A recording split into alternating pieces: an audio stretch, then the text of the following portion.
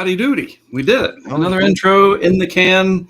Welcome to Talking Weather, the noon edition. Thank you guys for tuning in later. I was on a virtual seminar with the Hurricane Research Division, part of the AOML folks, and gotten a message here from Jen. Oh, okay, so let me ask her, can you send that to my Discord, please? See, unlike CJ, I can't take text messages on my iPhone and get them into the show. You've got your little Mac there. So anyway, we will be checking in with Jen later, and she sent me something over text that anyway. So this is Talking Weather noon version. I had a great presentation. Hopefully people liked it. Some pretty top tier scientists with lots of syllables and consonants in their names and way more knowledge of math than me. But I was able to show them some of the work we've done over the last 20 years with the camera project and our attempts at collecting meteorological data. And spoiler alert, the visual data is a lot easier than the meteorological data between gremlins and sighting, where you put it in the right spot or not, and theft. People stealing our stuff. That's a problem. Yep. So really an honor to be invited to speak at that seminar virtually. Some people were down there at HRD in person at Virginia Key, and I did it from my office here using Google Meet. And guess what? It didn't crash. So maybe today's show won't crash either. Hey. So how are you, CJ? That's my morning. Living the dream. Actually pretty chill morning today. Just doing some work and some, editing some videos, not much else really. And you encountered some fog, which is part of our lineup. Yeah. So a little bit of fog this time of year down your way, it looks like. Yep. And yes. Other than that, sorry, I saw a tweet that I'm actually going to send you. Yeah, this makes me want to bash my head off the table here. But yeah, other than the forecasting for this weekend's severe weather event, it being a little more frustrating than usual. Right. Not much. It's early. It is. February is typically not a big severe weather month. But no, it is not. Oh, I forgot about the private chat. So if I click on that, will it just open up? Let's see what happens. It might. Okay, good. That'll work. Cool. All right, I got to remember where it is because it's opening it in the show window area. And then I've got the whole my show in another set of tabs. So there's a lot to copy it and put it into a new tab. A lot to keep up with, but it should work out. All right. Well, let me do the screen share to show you folks what we're going to talk about today. And let's see if this works. So far, so good. And we go down to this. And I think we're good. We're back. So, you know who else is back is Matt. Yep. We're not our Matts. Our Matts haven't gone anywhere. Right. Matt Devitt. And this is important because he's a big communicator. And he had some a kerfuffle down there with Wink, and his Facebook disappeared and just whatever. So we'll show you the tweet. We'll let him say it in his own words, so to speak. So Matt is back. So are severe weather chances. Those are back. Yep. Nothing major. Don't want to get people riled up yet. When it's time to rile, we will rile you. Believe me, and so will everybody else. But hopefully in a way that'll get you prepared and not anxious. That's the goal. It is fog season. I saw CJ talking about that. I think you tweeted something about it, right? Yeah, I did this morning. I went to take my sister to school this morning, and it's definitely with those chillier Gulf waters and the warmer than usual temps here in the morning. It's, perfect recipe for it. And that sea fog just comes right on shore. Yeah, we had some last night. I'll show you all a tweet from yours truly as well. And then a pretty wild one from Brian Maxwell that I saw on the Twitter. And is it the end of winter as we know it, at least for 2026? Kind of a hyperbolic question there, I know, but of course it's not over. But, the groundhog talking about 6 more weeks. We all voted against that, at least most people I know. So we'll see. It looks pretty good, though, for winter having a struggle of making any kind of a major comeback. Meteorological spring, of course, starts on March 1st. So really only a few weeks to go, and then winter is done, at least meteorologically speaking. All right. National high and low temperatures for yesterday. This is one of my favorite segments. Lynn and Falfurrias, maybe how you say it, Texas. I would say Falfurrias, but I don't know. Falfurrias. There you go. Falfurrias. I mean, who knows? Who knows? It's down there in Texas. They were 86, and that is shared with Ochapi in Florida. That's interesting that we got it split almost identically across the Gulf. Identical, as Mike Watkins used to say. Well, he still says it, just anyway. What, is he dead? No, not yet. Identical. So we have identical temperature highs in two different states, battling it out between Florida and Texas. -8. Hey, we're making progress. We're not in the double digits for below zero, at least for yesterday's low. Right. At Indus, Minnesota, which is just across the river from Emo. I'll show you that. It's true. All right. So here is Lynn, Texas. Right. You hang out at the Lazy Palm Ranch. That sounds pretty good. That's the municipality outlined there. Where is that located in relation to everything else? Kind of up a little ways to the north of the Rio Grande Valley. Interesting. And 186 out of Port Mansfield take you right into Lynn, Texas. So let's take a look at Google Street View. Fingers crossed that stuff doesn't crash. It didn't yesterday. Here it is. And it looks like pretty much anywhere else in Texas where these high temperatures are happening as of late. Look, there's the post office, like just there. Just there. That is whatever works. Well, exactly. So there's your truck to deliver your packages, I guess. And then Frank operates a little sedan there to bring the mail around to the metropolis of Lynn, Texas. Not a lot out there. Now, I got to go back and find this fall. How'd you say it, CJ? I have no idea. I said Falfurrias. Yeah, Falfurrias. So that's a little bit farther to the north. Spanish or what? I don't know. Yeah, so it's a little bit farther to the north. Right. And anyway, 86 degrees there. So let's see what's happening in beautiful Falfurrias, whatever, in Texas. So, they have Refugio. Sounds like Refugio, right? Refugio, right. Yeah. Yes. So who knows? That anyway. I know enough Spanish to know that the G is a right. Phlegm, a little bit of phlegm. That's right. So Merry Christmas from Bear, whoever that is. All right. That's a good Navidad. I know that. Right. Meanwhile, this was taken in May. So right. Well, now we've moved forward in time. Is Santa still there? Yeah, still in 2022. Still there. It's a little sun bleach, though. Right.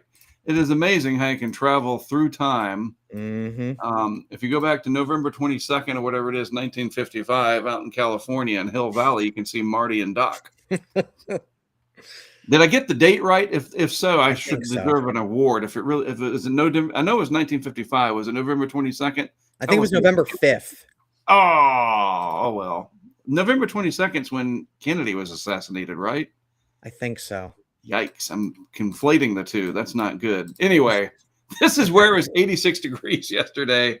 Yeah. And somebody needs a little bit of, you need to get Gail and, the Chip and the HGTV people. Come on. I know who you're talking about. Yeah, fix that sucker up. They live up in Waco. Chip, and my wife would know the other lady's name. She's a big fan of the show. Anyway, so that's the national high, 86. The national low, way up here near Canada. Near Emo, right? I told you it's right across the river from Emo, Canada. You have beautiful Indus that's so beautiful, there's nothing on the Google for like pictures or anything. Right. So I guess they have some kind of an ASOS station there or something. Right. We'll grab our Street View person and see what we see, which that's it. Trees and maybe some Sasquatch. Oh, this is where the Google, he's got a GoPro. Nice. Oh, that is hilarious. I believe we've been here before. This looks very familiar. Maybe, you were absent one of those, so you had to work your day job. This is the guy that wears those horned helmets doing the Google Street View thing. That is absolutely wild. Wow. Wonder what that. Oh, Oh, look, hello. yes. Trying to get the sign. I want to see what the heck. Oh, there's snow on the ground. I think it said Indus. Yeah. Indus, which makes perfect sense. Anyway, so that's where it was. Let's go back to this. -8. Indus, Minnesota, across the river from Emo. We have Lynn and Falfarias, or however you say it, and Ochopee. We've looked at Ochopee enough times that we can. Yeah, we don't need to move along. I do want to stop the screen share and jump over to the banter in chat and grab the old, where are they? Chat. That's where they are. Show on screen. Yes, please. And it's just weird. Sometimes it works for us. Sometimes it doesn't, but that's fine. So Chip and JoJo, I thought it was, that doesn't sound right. It's Chip and I should text my wife. I'm going to do it right now. Where is Rebecca in here? Chip and Joanna Gaines. So it is JoJo. Duh. All right. Hey, maybe my wife is on YouTube as Fuzzy Garfunkel and I never knew it. Just kidding. I'm watching on 2 devices. Nice. I thought that using Google Maps causes Mark to go away. Well, Brandon, we have apparently beat the gremlin. So there's that. If we can just figure out how to get our chat to show on the stream, I can do this. That shows up. Right. Okay. But whatever. They can see it, by the way. Right. Every time it's just that we can't. Exactly. I got to look over here on the side, and it gets awkward. Anyway, so let's go back and see what's going on with the show. We got a lot of stuff to show you here today. And go back to that. We good, CJ? Did I do it right? Looks like I did. Looks good. All right. Yeah. So, but we're not there, so you have to go back to screen share. For Pete's Dragon. So let's see. We'll figure it out one of these days. Screen share. There it is. So that we can be there. All right. Hit H. Thank you. And one day this will be really fluid. I promise. One day. And even if it's not, you will be okay. Exactly. All right. That's better. This was cute. This is the, I don't know, maybe we should change it from neat tweets to cute tweets or, shiny things that make Mark distracted. I don't know. This is from Michigan Storm Chasers. I thought it was funny. It's almost time. In a couple of weeks, we will begin to see those pesky orange barrels begin to migrate northward. I love a good map. So here you go. This is beautiful Michigan. Michigan Storm Chaser made this. This is the spring breeding area is up in the northern lakes area or the northern part of the country around the lakes. Leaving the winter breeding area of the Gulf Coast region. You mean they leave your states? Yeah, I mean, it's Florida. It's right. So I think I understand this, that apparently the barrels that are just always out there. I get the joke, but I just thought it was funny. Traffic cones will soon be migrating north for spring. That was Michigan Storm Chasers' point in making the tweet. By the way, it's apparently Michigan's #1 storm chasing and live coverage team. Neat. In case you were wondering. All right, so CJ encountered some fog taking his sister to school.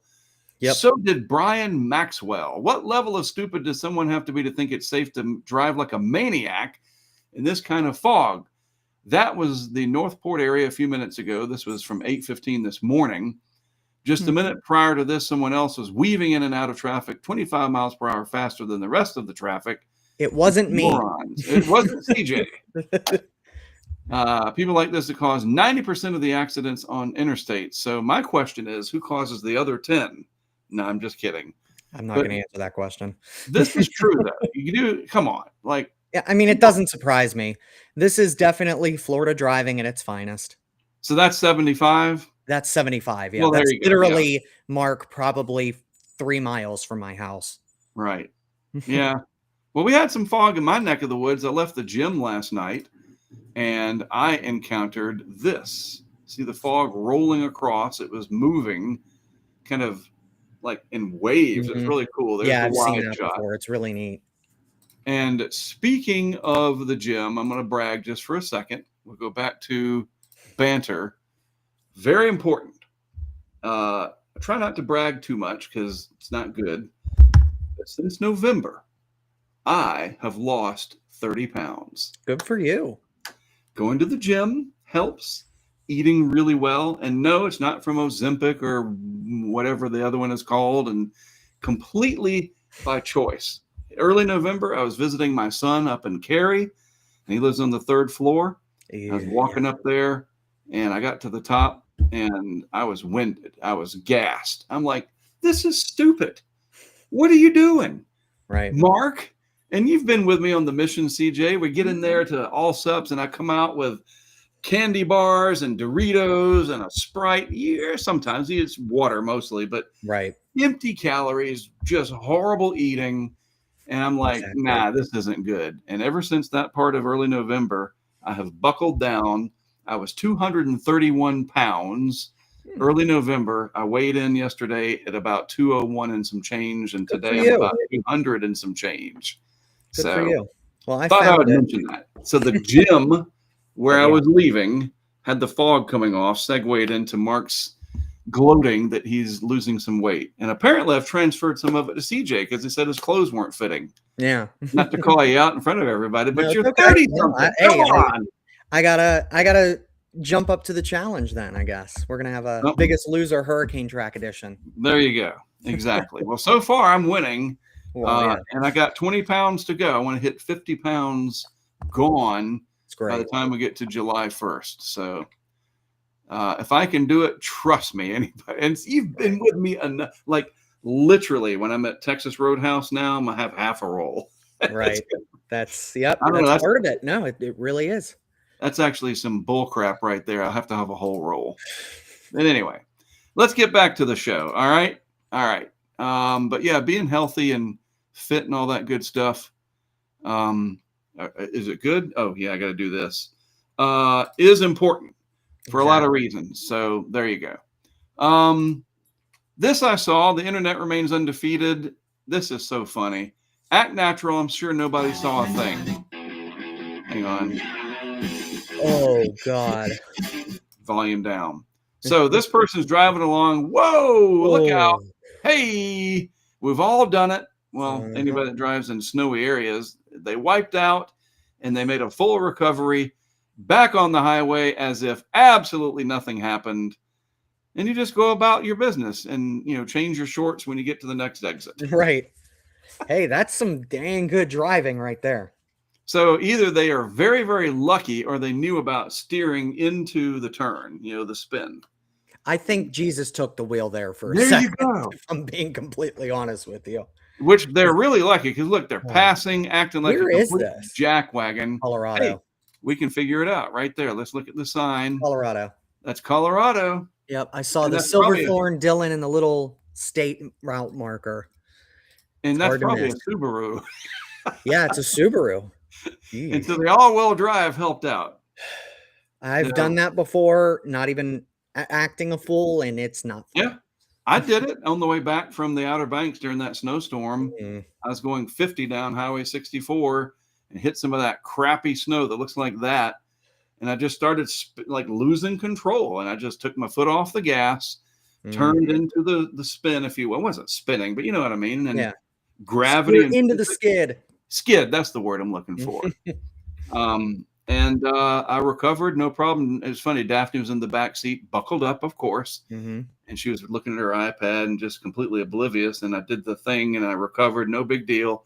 She's like, Dad, what are you doing? I said, driving like a boss. Yeah, I'll never forget the way I learned how to drive in the snow. My dad took me to an abandoned, it was at the time abandoned. It was an old Kmart that hadn't been redone yet.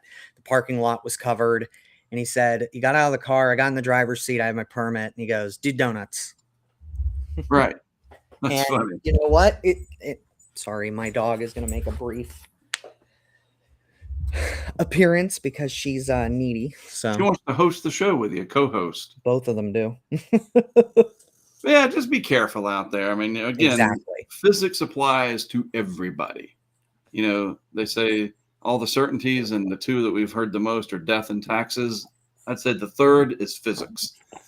Undefeated. Right. All right. Speaking of undefeated, I do want to show you. Oh, that was who that was from. That was the Twitter account was the internet is undefeated. So I want to show you something related to the AI stuff from my friend Taylor. I thought this was really good. With all the AI generated stuff out there, this was really clever of Mr. Trogdon.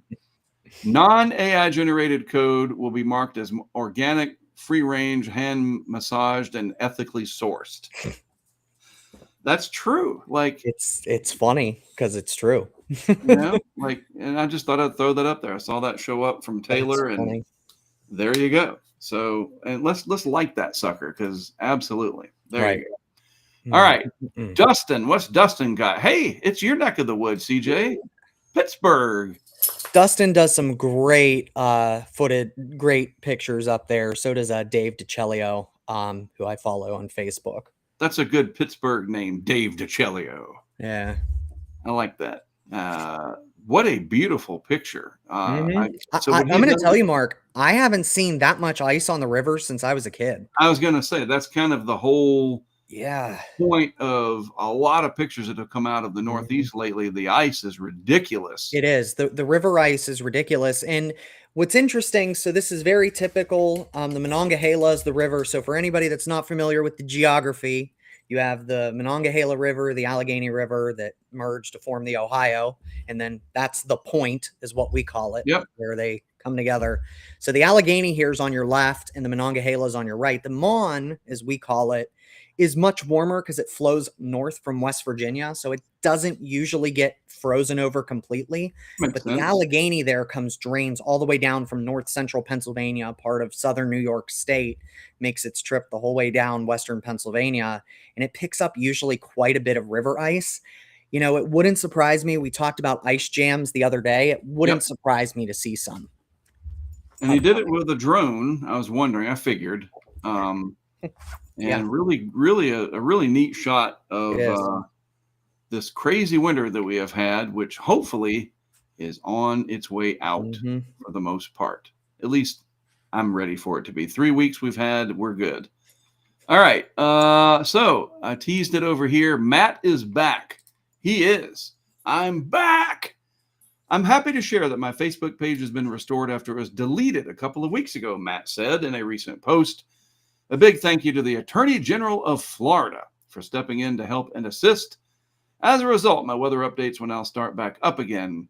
And this is really, really good because Matt is well respected, highly revered, and a lot of people thought that he was done wrong from Wink. I have that's not my thing. I just report what I hear. Right. So he is back. These are the places you can follow Mr. Devitt. He's a family guy, wife and kids. So there you go. He's just an all-around great guy. Quite frankly, I mean, Matt is very well known in Southwest Florida, and we're glad to have him back. Yeah, and we got to get him on the show sometime now that he's independent. Yeah, we do. We got to get him on sometime. Yeah. So Dylan and him go. Well, he used to work for him, Dylan Federico. Right. They shared office space down there and got through Ian together. But this is a big deal, and he's got a lot of followers on the Facebook. I will say this, though, a little bragging once more, 67.2 thousand or not, depending on how Twitter works, I'm just saying. And the old hurricane track, we're sitting at about 70-something thousand. So he's got me absolutely dwarfed on Facebook, but I got the lead on Twitter. So there's that. Make of it what you will. But it's good to see that he got stuff back, and he will really be able to serve the people of Southwest Florida, or anywhere for that matter, through these various means. And you know what? It'll be factual, no BS, no AI generated horse crap. And congratulations, a good thing indeed. Justice has been served. Matthew Johnson, another Matt, is back in, and so is the snow, by the way. That's the point here. Yeah. This showed up. This is from KSL Matt out there in Salt Lake. Brighton, Deer Valley, Solitude, Snowbird, Alta, all of them picking up good snows lately. That's great to see. Bryan Head, Utah. I skied there when I was in high school, when I used to live in Las Vegas. Interesting. Literally a story for another day and another. It's in some of my podcasts, so listen to those if you're on Patreon. Right. Mark lived in Vegas? What? I sure did. I went to the same high school that Jimmy Kimmel went to. And if you can figure out what high school that is, leave it in the chat as you search Google and Wikipedia. Yeah, I was about to say. But they're not Googling which high school did Mark Sudduth go to. They're Googling Jimmy Kimmel. He was a year ahead of me. I just missed him. But That's anyway, funny. So I skied Bryan Head in Utah, and it's good to see that they're getting the snow back because, damn, it has been dry out there. Yes, it has. But poor Nordic Valley still getting shut out. Come Yep. on. Get with the program, Nordic Valley. All right, the other thing we're going to talk about, the end of winter. And again, these are never in order. These are just thoughts that I have that I think we need to talk about. So let's jump over to BAM weather, BAM weather, simple high cost decision support. I like that. Upfront advertising. It's a high cost decision support. No, it probably doesn't read that way. It's like if you're making high cost decisions, they have the support for it, not that they are high cost. It's all about inflection, people. So BAM weather, this could be a year where temperatures warm up in a pretty big way for the ag belt, late February to early March, but turn back colder as folks want to get planting. 2023 is a very solid match overall, and we've had a generally mild start. And interesting, CJ, 2023 pops up. Yep. Remember what else happened? We had the big El Nino, and the Atlantic warmed up big time. Yep. We'll see. More details if you click on clarityweather.com, so forth and so on. But yeah, it is nice and toasty right now. Yep. This is some reanalysis stuff where you can look at the past. This is kind of like the weather version of looking at fingerprints. Right. You know, where you compare, you're trying to find a criminal. We're trying to find pattern matches. And it's similar to what we saw in 2023. Right. And to that end, another one here from Extreme Temperatures Around the World Twitter. Widespread warmth in North America with an insane and unprecedented heat in Mexico. Well, that explains the warmth coming up into Texas. 35 Celsius at 1,600 meters above sea level down there in Cuernavaca. 30 Celsius at 2,300 meters, which is 6,600 feet in Tulancingo, something like that. Mm-hmm. Crazy warmth. And so winter... these are anomalies. Yeah. Winter's on sabbatical for now. So for now, as I'm sure a lot of people are probably happy with. But let's jump on the tidbits and just take a look at it. This is the lower 48. And let's look at the old thermos here. And let's start up at the 850 temperature anomaly. So CJ, not trying to put you on the spot, but do you remember and you know why 850 temperatures are so important? Do I remember why? Sorry, I only heard part of that because my dog. So a lot of times people get, you'll see Eric and others, they will say the 850 millibars temperatures are well above normal. And like that's the first thing you start hearing people talk about is the 850 temps are so warm. And then they go blah, blah, blah, blah about how the record temperatures at the surface could be setting up. So So a lot of this 850? Go ahead. Right. So this is the closest that we can get in terms of up in the atmosphere to the surface without actually doing surface analysis. But the big thing here is that this air mass is usually roughly what we live in. So your 850 millibar temperature anomalies are really important as to how and what the different weather patterns setups are in your specific neck of the woods. Are you going to see snow? Are you going to see rain? Yeah, that kind of deal. Yeah, and normally when you go up in the atmosphere, it should cool off. Exactly. And if it's very warm at 5,000 feet, which is 850 millibars in a normalized atmosphere, then your surface temperatures are also going to respond to that. Yep, exactly. So these 850 temperatures, as we start the map here, and this is the 12Z since we're doing the show later, it's already run. Look at all this area that's well above average. Huge. And in the east, we're still looking at some 850 temps that are kind of low. You move this through time, and generally speaking, look at that, just 72 hours out, almost the entirety of the lower 48, about a mile up, toasty. Exactly. And no major surges come in. No. There's a decent surge out of the Pacific. I mean, look at those anomalies that go back a couple of frames in South Dakota. I mean, you're talking almost 30 degrees above the long-term average. It's nuts. Yeah, let's highlight that in yellow here, 30 plus Celsius at 5,000 feet. And then you can look at it at the surface, which we will do right here, 50s and 60s here, February 18th, with a surge of warmth and moisture with it coming up. And this is what that other tweet was talking about. It's been very warm down here in Mexico. So you get that northerly surge, probably a big fat high pressure sitting out here, and the return flow around it. Yep. That is starting to give us hints, folks, as to what the severe weather season could look like. Exactly. All of these cogs fit together for pattern recognition for the future, not just the ag interests, which is what the prior tweet from BAM Weather was about, but this is important stuff here. So pretty darn warm overall. Look at that, 70s and 80s. Keep that really cold. A couple of intrusions, yeah, but no major blasts over the next couple of weeks. And now we're out basically. Is this one of the years where we just have 28 days? I have no idea. Yeah, it's a 28-day February. Thank you. So that's the last day of the month.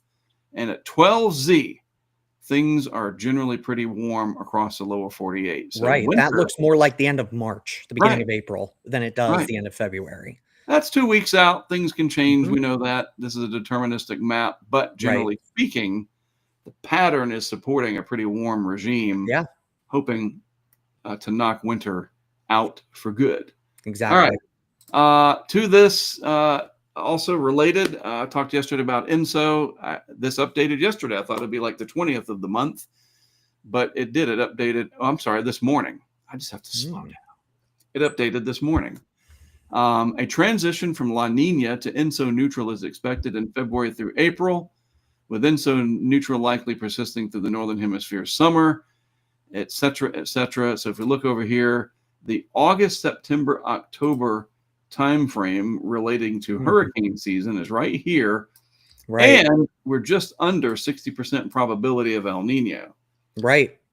So, it's still a little bit more than a coin toss. I'm pretty sure we're going to head towards a warm INSO, but we'll see. We'll see. It might be warm neutral. Right. And if the Atlantic responds with some warmth out in the main development region, that we're not expecting. But by and large, the community that looks at all this stuff on a daily basis and so forth, me included, we're pretty sure we have a warm INSO event coming as we get toward the fall. Right. All right. Spring severe. Not quite there yet. Meteorological spring starts March 1st. But a few random thunderstorms out in the Great Basin today. General convection, nothing to really worry about.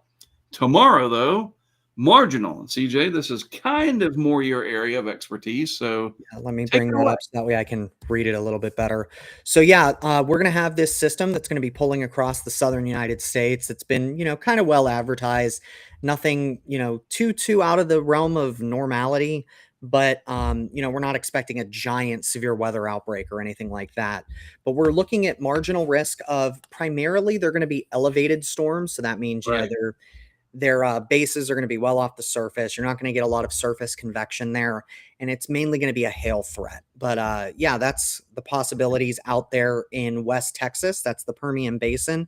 And that runs tomorrow as this storm system kind of swings through Texas. But now what is concerning some folks and what I think we could see an upgrade on is going to be the Saturday events. So, and that depends on how the models, we're just getting into the first couple of frames of reality for the convective allowing models today. So that's why the Severe Weather Center is the Storm Prediction Center is outlined an area of marginal risk that covers not an insignificant area of the country there in southeastern Oklahoma, pretty much all of Louisiana west of the river, southwestern Arkansas, and a lot of East Texas. That includes some big population centers like Dallas, Fort Worth, big airports too. Yeah. So, and what we're going to be concerned with tomorrow is going to be pretty much tornadoes. If any of these storms, while instability, which means, Saturday, he meant to say, sorry, folks. No, you're good. It's the, the likelihood of, the likelihood for convection to actually fire is that instability, the difference in temperature of the air with height and moisture. So we're not sure if there's going to be enough instability yet to really get storms to fire, but the kinematics, you and I always talk in terms of thermos and kinematics. So thermodynamics and kinematics.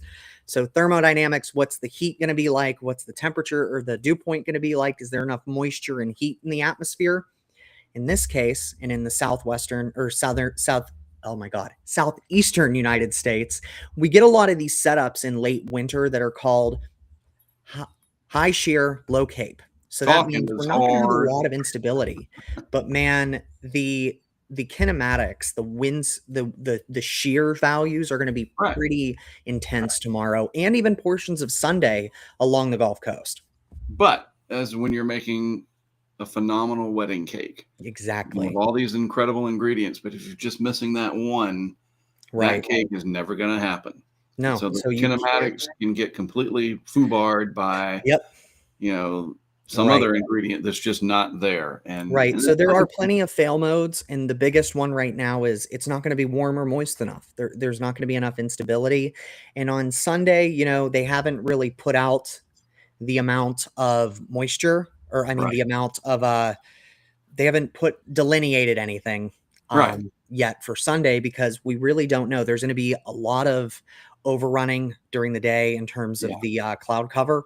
So there's not going to be a lot of a chance for the atmosphere to destabilize. And it all depends on the timing of this too. Sorry, I'm trying to focus on my dog and focus on this. So my brain's a little scattered. Understood. Talking is difficult sometimes. So you got it right, Katie Smith, E.W. Clark High School. I went there, and so did Jimmy Kimmel. In case anybody was wondering, now you know. I graduated at the Thomas and Mack Center. That's where they had our ceremonies, and that's where UNLV plays basketball. Vegas, 86 to 89, and then I moved here, and the rest is history. Right. So it is time to bring in Jen, and hopefully I can figure out how to, I'm clicking. Oh, I have to do that. There we go. I have to do that. And I did that. She is. So let's do the graphics, because CJ has come up with some cool stuff here. Where is it? There it is. Overlays. Yay. Yeah, it's time for checking in with Jen. All right. Jen Barrymore from Tornado Talk, and occasionally often on Weather Brains. She's been with us before. Enlighten us, please. Where are you today? What are you working on as it relates to tornadoes? I am in Georgia. I'm currently in Albany. And this is one of the go into a library, which I'm at the Northwest Library in Albany right now. What's really awesome is you walk in and people start talking to you, and they hand you newspapers so you can take pictures of them, and they're like, if you want. I'm like, okay. But this is actually a retrospective newspaper clip on February 10th, 1940, all at its worst and most deadly. 18 people were killed, and was rated a F4. And the clip of what it looked like, it went right through downtown. And so they Jen, something's goofy with your audio for some reason. Just don't know what to suggest. Don't want to throw you off, but it's kind of like Morse codey. Morse code. I was speaking in Morse code. Did you not know? And we understood you. So now we can't hear you at all. And then all right. I took those earbuds out. How's that?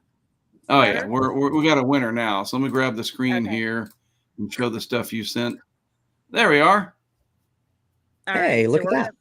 Yeah, we'll move to that one here in just a second. But I don't know if you guys really didn't hear a word I said earlier, but let's look at this first. Okay. And I got the camera flip right, so it's actually not backwards. Sorry. Okay. Yeah. We're good. Go ahead. I'll shut up. So earlier I was speaking in Morse code, and since nobody understood what I was saying, I'm going to go ahead and speak English. I'm currently in Albany, Georgia, and I'm at the Northwest Library, and I walked in and was handed this newspaper. So back February 10th, 1940, it was Albany's worst tornado disaster. 18 people were killed. And so one of the ladies that works here, she actually had some old retrospective newspapers. Wow. This is actually from 1986. They also have a clip from 20 years after the event. But they have had 7 deadly tornadoes in Daughtry County in the Albany area, 49 fatalities. And that's what I'm trying to find, are the names of all those folks. Right. The earliest was from 1883. So the link I sent you is where I'm going next. And what's kind of eerie here, guys, is that the anniversary of this tornado that I'm going to go talk to some guys, some emergency management. One of our listeners from Weather Brains wrote to me, and he goes, I know some emergency management guys that would like to talk to you. And back on February 13th, 2000, The Camilla, Georgia area was hit. Also, a couple of other areas, Colquitt County, Grady County, hit with late night tornadoes. It was February 13th into Valentine's Day. Wow. And in the 2000 event, there were 19 people killed. And there's a memorial that I want to go to check that out. We have all the names because of the memorial of the folks who died in this. But what I've asked the guys is if they could take me to the area that was hit. It was just south of Camilla, and was a couple of mobile home parks, a couple of neighborhoods as well. And then only 3 years later, on March 20th, 2003, there was another tornado. It essentially went in the same area, and 6 people died.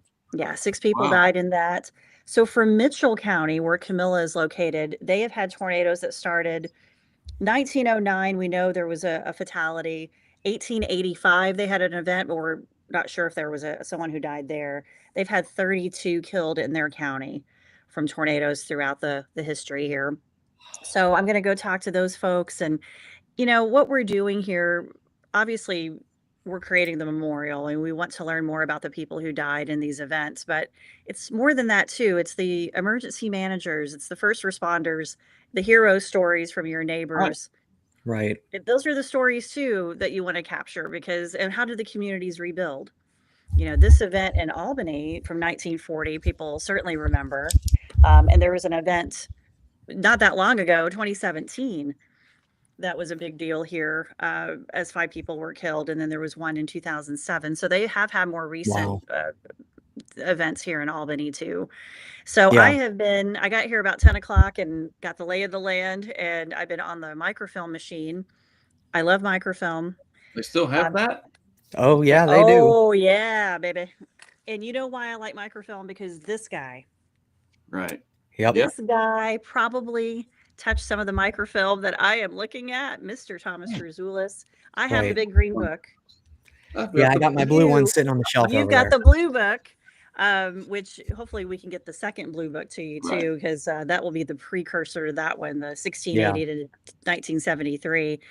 I take Tom with me everywhere because you just never know if there's something that I stumble in. Yeah, and kind of look at. I've been looking through the microfilm today. I just got up to 1940, and then they have some obituary books I'm going to look through. Here's the sad part, and I'm going to run into this a lot, especially in the South. And you will, right. I know what you're going to say. There are people who they don't have their name listed in the newspaper because of the past and how it was. They're unnamed. And so I'm hoping I can at least get information out, and maybe people can crowdsource it and say, no, I know them. I know who they are. They lived on this farm, or they were part of my family, or whatever. That's my hope. So, but there are some wonderful stories. I'm going to have to come back. I realized today I did not give myself enough time today to be here. That'll happen. It is. And so I will come back, and the people here have just been awesome. So this is what I've been doing for the past week, guys, is going around. I've probably visited now 5 or 6 counties, but I've researched a lot in Macon, Georgia, because they have a huge genealogical library. That's awesome. I've been to Macon in 2011. Story for another day. Never driven through it. That's scary. Yeah. So no, I was there. So really tiny short story about it. I shot dance competitions for some extra income during the period between the loss of the Lowe's sponsorship and now what we have with Patreon. And I was good at video editing, and my daughter was a dancer, and somebody said, do you think your dad would be interested in shooting a competition locally? I did a good job. I followed them around like they were in the Olympics instead of just a wide, lazy shot. Bam, I got job offers, and I was in Macon, Georgia, shooting a dance competition in 2011.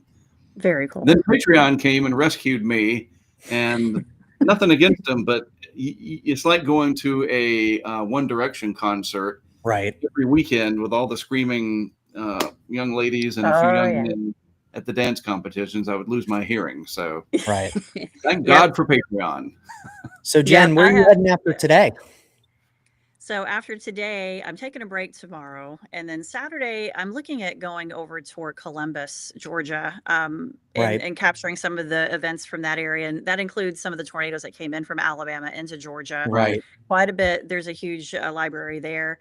And sure. I still have some stuff to do in this area. Americus I need to get to. Yep.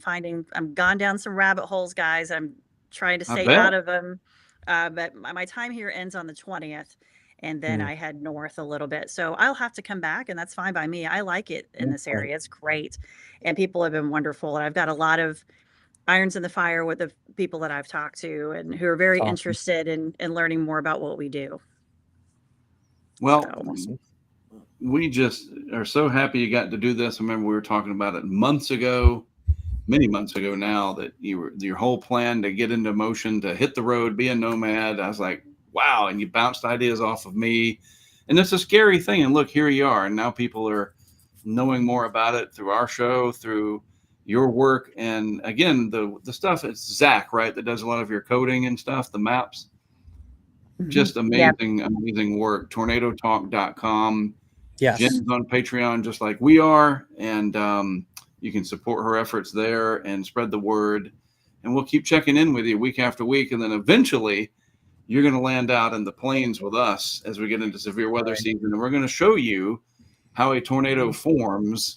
And CJ will see his very first one up close and personal anyway. Well, not something that lasts more than 5 seconds. Right, that's not 10 miles away. Yeah. So, we appreciate you coming on and doing this each week. No, I appreciate you having me. And please spread the word, everybody that's watching. And we are on Patreon. That's how we support the project. And hopefully can continue that to grow. I do support myself too through my radio job, but the Patreon is the only way that we can make this work with the memorial. As we start building the website, we're going to need a lot of resources for that.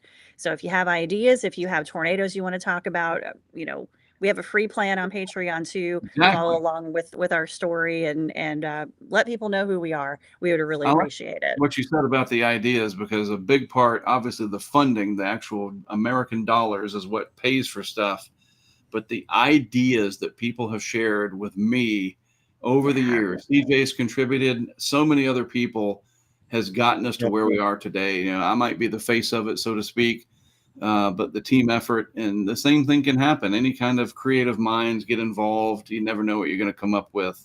So I got a question for you about the radio gig that you do. Yeah. Do you change your voice and do like later today in Dayton, Ohio, it is going to be 74 degrees and sunny? Or do I have a regular Jen Naramore? Yeah. Do I have a radio voice? Is that what you're saying? Well, He definitely has the radio voice. I do. I go into a bit more of a sing-songy, thing. So I could say plenty of sunshine coming our way for the Albany, Georgia area. And as we're moving on through the rest of today, maybe a few clouds here or there. High temperature right around 70 degrees. And listen. Yeah. Clear through the night and a low near 50, and gorgeous weather on Friday. High temperature mid 70s. From meteorologist Jennifer Naramore with Mark Sudduth. There you go. So we ought to get you some additional funding. You should get on Cameo, and you can do a birthday weather forecast for somebody. That's funny. Oh my goodness. I could. Now, if you become a millionaire because of that, you got to help us out. Yeah, I will. No doubt. It's that perfect broadcast voice. Everybody that's trained or whatever, they all get it, and it's. I don't know, but there's something about it. I said the same thing to Harding. He's got the same voice. Well, hopefully he's got a great voice. He's there in Wichita going, Cameo. That's an idea. Celebrity is doing. Somebody needs to do a weather birthday thing. Hi, Jack. It's your birthday today. Expect sunny skies and whatever. Like, there you go. Yeah. Hey, on weather, I'm on a part of Weather Call. You ever heard of Weather Call where you get the phone calls? If you sign up for our Weather Call through Tornado Talk, I give you the warning. So you wake up in the middle of the night. It's me. Hi, Jennifer Naramore from Tornado Talk. A tornado emergency has been issued. Obviously, I'm not saying it in the sing-songy happy voice. I'm saying it in my mom voice to let you know. Like a Morgan Freeman. Tornado. The tornado was coming down the street. Well, that's good stuff. We appreciate you being on. I have got to roll things up for today with a couple of announcements. Nothing bad. So no show tomorrow. Sorry. No show Monday. Sorry. Because President's Day weekend, and I have family and stuff we want to do. And I'm gone more in the warm months, so I take the time when I can. Family is very, very important. So Friday, tomorrow, Monday, President's Day, no show, and it'll be okay. So just relax. You can go and catch up on some Tracking the Hurricanes documentaries or Hurricane Highway, Peru's Tornado Talk, and see what they're all about. In the meantime, we got plenty of other content. If you're on our Patreon at the $4 level or up, you have access to our podcasts. Hint, hint. But seriously, I'm going to take the weekend off, do some stuff with the family, because it is absolutely uber important to do that. And I'm going to do just that. So we'll be back with you next week. Awesome. And everything will be just fine. All right. Yep. So Jen, safe travels as always. And we'll check in with you as soon as we can. And then I think I will kill the camera. We see just the background, and then I end the stream and we're done. So thanks for tuning in to Talking Weather, everybody. I'll see you sometime next week. Bye.